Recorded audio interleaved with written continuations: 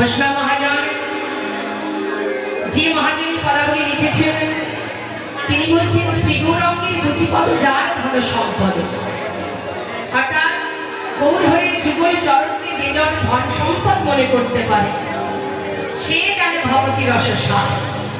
ভক্তি রসটা কি একমাত্র সেই জানে যে জন গৌর চরণকে নিজের ধন সম্পদ মনে করতে পারে। কিন্তু বাবা আমরা ভগবানের চরণকে নিজের ধন সম্পদ মনে তো করতে পারি না।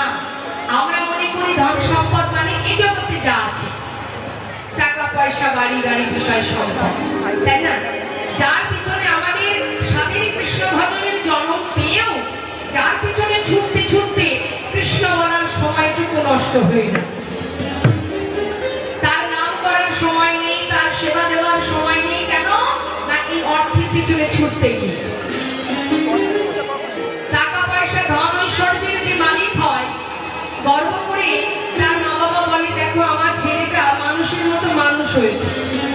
পাড়াপড়শিও বলে, পাড়াপড়শি বলে অমুক ছেলেটা মানুষের মতো মানুষ হয়েছে, এত টাকা এত ধন এত বাড়ি গাড়ি ইত্যাদি ইত্যাদি কত কি করেছে,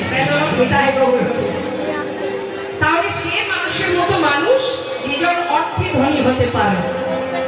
ইহজগতে ধন ঐশ্বর্য যেজন অনেক তৈরি করতে পারবে, নিজের করতে পারবে, জয়নিতাই তৈরি নয় নিজের করতে পারবে। তৈরি তো তিনি করেছেন, আমরা নিজের করি। আমার আমার করে মারামারি হানাহানি কাটাকাটি, তোমারটা আমার ওটা আমার সেটা আমার আমার করে রাখি। মহাজন বললেন আমার আমার করো বুঝিতে না পারো আমাদের কি আছে রতন। কোন শক্তি বলে বেড়াই চলি বলে কৃষির অভাবে হয় দেহ পতন। দেহের মাঝে আছে প্রাণের সঞ্চার, তাহাতে বলি আমার আমার প্রাণ গেলে হবে সবাকার সবরে সারি। অর্থাৎ প্রাণটা, প্রাণ মানে এই যে শ্বাস চলছে এখনো আছে, কিন্তু কতগুলো পাবো আমরা কেউ জানি না, কতক্ষণ থাকবো আমরা জানি না। আর এটা যতক্ষণ এই দেহে আছে ততক্ষণ আমরা আমার আমার করছি। তারা করে যারা মায়ার জীব, তারা আমার আমার করে। কিন্তু যারা ভগবানের চরণকে সার করে ভগবানের চরণকে নিজের ধন ঐশ্বর্য মনে করে সে কিন্তু ইহজগতের কোনো কিছুর প্রতি তার আমার আমিত্ব থাকে না। থাকে তাদের আমাদের, আমরা সর্বদাই আমার আমার করি। কিন্তু জেনে রাখবো মা, জানতে হবে, জেনে রাখুন আমার বলতে জগতে কিছু নেই, কিচ্ছু নেই। এই সৃষ্টি যার, যিনি এই বিশাল এই ধরাকে জীব জগৎ জড় জগৎকে যিনি সৃষ্টি করেছেন, যার সৃষ্টি ধরিত্রী সবকিছুর মালিক তিনি। আমি শুধু দেখভাল করার জন্য এসেছি, জানি জানি করছি। আমার দায়িত্বে যতটুকু আছে সেটাকে দেখভাল করার দায়িত্ব আমার। কিন্তু আমি যখনই চলে যাব আবার দেখভাল করার জন্য পরবর্তী জেনারেশন এসে সেখানে বসবে, তাই না? কিছুই তো সঙ্গে নিয়ে যেতে পারবো না, তাহলে আমার আমার বলে লাভ কি? কোনটা আমার যেটা আমার সঙ্গে যাবে? কিছুই আমার নয়। তবে আমার কোনটা যাবে? আমার বলতে যাবে কোনটা? যখন আমি যাব সঙ্গে যাবে কি? অনেকে বলে খালি হাতে এসেছো খালি হাতে যাবে না, খালি হাতে যাব না, খালি হাতে আসিও নি।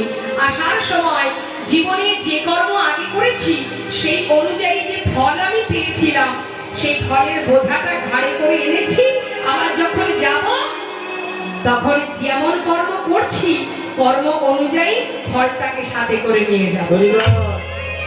সুকর্ম করলে সুফল পাবো, কুকর্ম করলে কুফল পাবো। তার মানে কি খালি হাতে আমরা কেউ যাব না। অর্থাৎ আমাদের মনুষ্য কুলে জন্ম পাওয়া ৮৪ লক্ষ যদি ভ্রমণ করে সাধের মানব জন্মটা পেয়েছি, জানি না কতটুকু সময় আছে। তাই যতক্ষণ আছে ভাবতে হবে এটা আমাদের অনেক পাওয়া।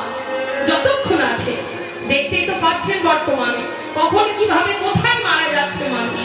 আমরাও তো লাইনে আছি, আমাদের কখন ডাক হবে জানি না।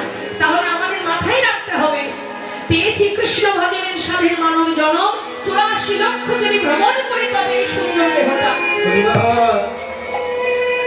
কত সাধনার ধন, একদিন দুদিনের নয়, কত কুলে জন্ম পেয়েছি, পশু কুলে, কীট কুলে, পক্ষী কুলে, বৃক্ষ কুলে। তারপরে কৃষ্ণ বলার বদলে পেয়েছি, বোঝার শক্তি পেয়েছি, যেটা পশুদের মধ্যে থাকে না, যারা বোঝে না। কিন্তু আমরা বুঝি। মনুষ্যত্ব, মনোভাব, মনোবৃত্তি, আমাদের মধ্যে বিবেক সর্বস্ব আছে। তিনি দিয়েছেন 10 ইন্দ্র ষড়ঋতু। তাহলে জেনে রাখতে হবে বাবা, এই যে মনুষ্য জনম, শ্রেষ্ঠ জনম, কৃষ্ণ ভজনের উপযুক্ত জনম, ভালো কোনটা মন্দ কোনটা জানবার বুঝবার ক্ষমতা তিনি দিয়েছেন। কিন্তু ভুল পথে গেলে জীবনটাই বৃথা। যদি সঠিক পথে যেতে পারি, এক জন্মে না হোক বারবার প্রয়াস করলে একদিন না একদিন তার চরণে নিশ্চয়ই স্থান পাবো। তাই বৈষ্ণব মহাজন বললেন, সংসার জীবনে আত্মীয় স্বজন, পরিবার যারা আছে, এই পরিবারের মধ্যে তুমি তোমার দায়িত্ব কর্তব্য পালন করো। এটা তোমার দায়িত্ব কর্তব্য জায়গা, এটা তোমার নয়। তোমার হলে তুমি তোমার মা বাবাকে হারাতে না, তোমার যদি হতো তুমি তোমার স্ত্রীকে হারাতে না, সন্তানকে হারাতে না। কেউ কারো নয়, এটা একটা বিচিত্র নাট্য মঞ্চ। পুত্র সংসার অয়ব বিচিত্র একটি নাট্য মঞ্চ। তা এই যে নাট্য মঞ্চে অভিনয় করছি আমরা, কখনো কারোর কন্যা, কখনো কারোর স্ত্রী, কখনো কারোর মা, চলছে একটার পর একটা অভিনয়। কিন্তু ঠিক যেমন এসেছি, অভিনয় শেষ হলে আবার ফিরতে হবে বাবা, যেতে হবে। ঠিক কেমন বলুন তো মা? যেখান থেকে আসা সেখানেই যাওয়া। অর্থাৎ সিনেমা হলে যখন আমরা সিনেমা দেখতে যেতাম আগেকার সময়, এখন তো সিনেমা হলে জানি না যায় কিনা কেউ, তা যখন হলের মধ্যে প্রবেশ করা হয়, যে পর্দাতে সিনেমাটা আপনারা দেখেন, পর্দার রংটা কেমন থাকে মা? সাদা। আপনি বসলেন 3 ঘন্টা, অনেক রং বিরঙের বিচিত্র নাটক দর্শন করলেন। হ্যাঁ, কত রঙের, কত রঙিন সেই পর্দাটা হয়ে গেল। 3 ঘন্টা পর যখন আপনি ওই নাটক শেষ হলো, তখন কি পর্দাটা রঙিনই থাকলো? কি হবে? সেই সাদাই আবার হয়ে যাবে। তাই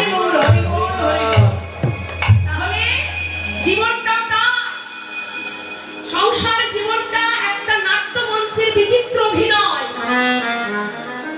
কিন্তু এটাই তো আমার আসল কাজ নয়।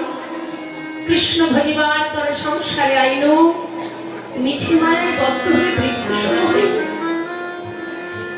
তবে যদি আপনারা বলেন তুমি কি সংসার করতে বারণ করছো? না, সংসারের প্রতি দায়িত্ব কর্তব্য করো, কিন্তু নিজের কাজটাও করো। যেমন করেছিল বৃন্দাবনের রাধারানী।